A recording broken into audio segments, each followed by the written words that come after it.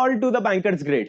RRB scale 2 and RRB scale 3, IBPS RRB scale 2 scale 3 का notification out हुआ है last month, जहां पर मेंशन था कि आप लोगों का एग्जामिनेशन डेट जो 13 सितंबर को शेड्यूल्ड था वो पोस्टपोन होकर हो गया है 28 दिसंबर। यानी कि आईबीपीएस क्या काम करता है, पहले से अपडेट कर देता अपने कैलेंडर के बारे में for the coming financial year कि आप लोगों का एग्जाम डेट कब शेड्यूल्ड होगा। एडवांस में पहले जून जनवरी में अनाउंसमेंट हो जाता है, और इस बार एग्जामिनेशन आप लोगों का शेड्यूल्ड था 13 सितंबर को, पोस्टपोन होकर हो गया है 28 दिसंबर को। This is all confirm, 28 December is your examination date for RRB scale 2 and RRB scale 3। ठीक है, तो यहाँ पर एक पॉइंट है कि सर इसका फॉर्म फिलअप कब से स्टार्ट होगा। I know many of you are curious about it कि वैकेंसीज कब रिपोर्ट होगा, नोटिफिकेशन फॉर्म फिलअप करना कब से स्टार्ट कर पाएंगे हम लोग। तो अगस्त एंड में और सितंबर स्टार्टिंग में हाई चांसेस है कि आप लोगों का नोटिफिकेशन आउट हो जाएगा, आप लोग इस जॉब पोस्टिंग के लिए अप्लाई कर सकेंगे। अगस्त में नहीं आया तो सितंबर स्टार्टिंग में कैसे भी आ जाएगा, नोटिफिकेशन आउट हो जाएगा आप लोगों का। आप लोगों को प्रिपेयर्ड रहना है कि अगस्त और सितंबर में हम लोग अवेयर रहे कि हमको इस फॉर्म के लिए अप्लाई करना, हम ऐसा ना हो कि बिजी हो जाए एंड स्किप कर दें, लेटर ऑन देखें कि हम लोग इस अपॉर्चुनिटी के लिए अप्लाई नहीं कर पाए।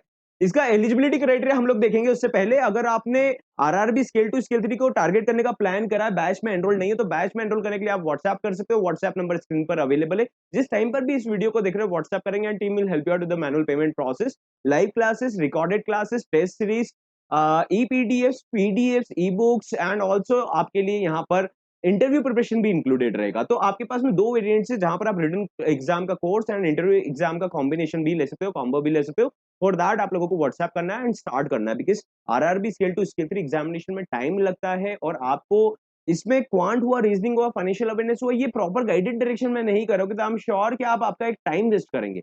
तो ये बहुत इंपॉर्टेंट टाइम है कि आप इस अपॉर्चुनिटी को ग्रैब करें, आप आपकी प्रिपरेशन में आरआरबी स्केल 2 स्केल 3 एग्जामिनेशन को ढंग से टारगेट करें। एलिजिबिलिटी क्राइटेरिया के ऊपर अगर हम बात करें तो यहाँ पर 2 साल और 5 साल का एक्सपीरियंस रिक्वायर्ड होता है। आईबीपीएस आरआरबी स्केल 2 स्केल 3 की अगर हम बात करें तो आप लोगों के लिए बहुत बढ़िया एक इंपॉर्टेंट पॉइंट रहता है कि यहाँ पर स्केल 2 पोस्ट मिलता है। एसबीआई में आप लोगों को स्केल 1 पोस्ट मिलता है। Okay, bank of Baroda LBO में भी आप लोगों को स्केल 1 पोस्ट मिलता है। तो स्केल वाइज अगर हम देखें तो आरआरबी का पोस्ट अच्छा पोस्ट माना जाता है। एक ही स्टेट में आप लाइफ टाइम सर्व कर पाएंगे, एक ही स्टेट में लाइफ टाइम सर्व कर सकते हैं। तो एक ये भी एक इसका फीचर आप लोगों के लिए अवेलेबल रहता है, एक स्पेशलिटी अवेलेबल रहता है, क्योंकि आप बैंकिंग सेक्टर में जानते हो कि ट्रांसफर पॉलिसीज बहुत ज्यादा स्ट्रिक्ट रहता है।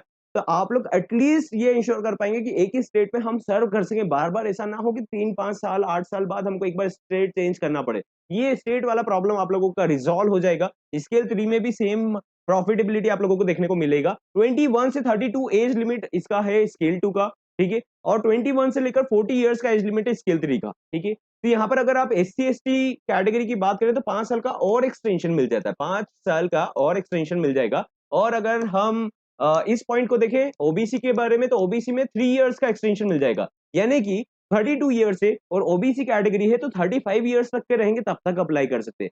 स्केल 3 में भी एज रिलैक्सेशन मिलकर आप लोगों को ओबीसी का 3 इयर्स मिल जाएगा एंड एससी एसटी का 5 इयर्स भी मिल जाएगा। जनरल कैटेगरी के लिए 40 इयर्स है। एक्सपीरियंस की बात करें तो आप किसी भी फाइनेंशियल इंस्टीट्यूशन में काम कर रहे हो, चाहे आप स्मॉल फाइनेंस बैंक में हो, पेमेंट्स बैंक में हो, कोऑपरेटिव बैंक में हो, आरआरबी में हो, पब्लिक सेक्टर बैंक में हो, आप एनबीएफसी में काम कर रहे हो, माइक्रो फाइनेंस इंस्टीट्यूशन में काम कर रहे हो, हाउसिंग फाइनेंस इंस्टीट्यूशन में कंपनीज में काम कर रहे हो, आप इस पोस्ट के लिए एलिजिबल रहेंगे। तो यहाँ पर आरआरबी स्केल 2 के लिए आपको 2 साल का किसी भी फाइनेंशियल इंस्टीट्यूशन का एक्सपीरियंस है तो आप अप्लाई कर सकेंगे। और आरआरबी स्केल 3 के लिए आपके पास में अगर 5 साल का एक्सपीरियंस है तो किसी भी फाइनेंशियल इंस्टीट्यूशन का एक्सपीरियंस है तो आप इसके लिए एलिजिबल रहेंगे। तो ये एक बहुत अच्छा अपॉर्चुनिटी है। मैंने आपको अगर सिंप्लीफाई करके वापस से समझाऊं इस बात को, तो RRB scale 2 GBO general banking officer बोला जाता है।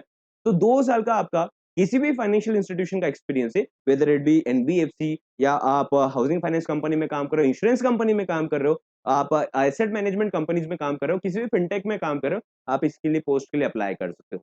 2 साल का एक्सपीरियंस रिक्वायर्ड है। Age limit is 32 for general, 35 for OBC and 37 for SC and ST. Same RRB scale 3 में 5 साल का एक्सपीरियंस रिक्वायर्ड है। किसी भी फाइनेंशियल इंस्टीट्यूशन का एक्सपीरियंस तो चलेगा। 21 से 40 इयर्स, 5 साल का एक्सटेंशन है एससी एसटी का एंड ओबीसी का 3 इयर्स का। ईडब्ल्यूएस के लिए कोई भी रिलैक्सेशन नहीं रहता है, बट यहाँ पर थोड़ा कंपटीशन है। आपको प्रिपरेशन, ये एक एग्जाम है जहां पर आप 1-2 महीने में डायरेक्टली आकर आप एग्जाम को क्रैक नहीं कर सकते, आपको इसके लिए प्रिपरेशन करना पड़ेगा। एंड ये पोस्ट वाइज देखा जाए तो बहुत अच्छा पोस्ट है, आपको इसको टारगेट करना चाहिए। और डू नॉट सेट आइडल कि आप लोग ऐसे अपॉर्चुनिटीज को जाने दे रहे हो। अगर आपका एम है कि आपको पब्लिक सेक्टर बैंक में ज्वाइन करना है और इस बार अगर आप टारगेट करो कि बेटर स्केल के साथ में ज्वाइन करें, तो आरआरबी स्केल 2 स्केल 3 आप लोगों के लिए बहुत एडवांटेज देगा। Alright, I will see you in the next session.